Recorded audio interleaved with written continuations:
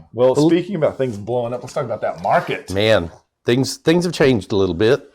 Overnight, it seems like. So what we like to do is take a look at what's happening in Dallas over the last 7 days. And so we're going to take a look at different categories to give you an update, because enough with the nationals, let's talk about what's happening here. So this week we've had coming soons, which is not a required build, and that's just to kind of let other agents in the market know what's happening. That's down 7%, not really that big of a deal. That's 66 units down. Actives, that's down 8%, 429 versus 466 last week. Still not that big of a deal. We'd like it to be higher. But option period, this is where we're beginning to see things uptick. And this is when buyers and sellers have agreed to a price and other elements within the contract. That's up 1% to 411 versus 407 last week. And this also does coincide with what Jamie, our office manager, was telling us last week, that things are really starting to happen as far as contracts being turned in. Yeah, and the pendings are way up.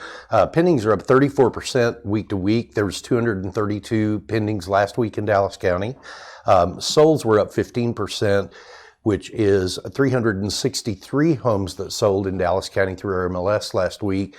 And that was not even in an end of month week, which is usually where we see that big bump.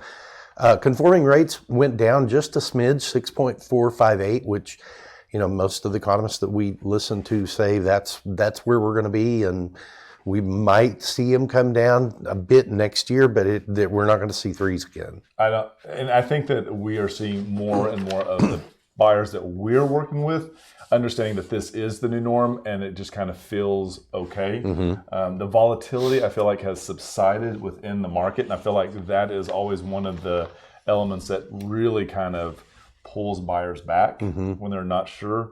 And as we talk about in the second segment, you'll see how that actually did have an effect back in October on actual home prices when it comes to the mortgage. So tune in again if you haven't thought about it. Buying a house, it's a great time.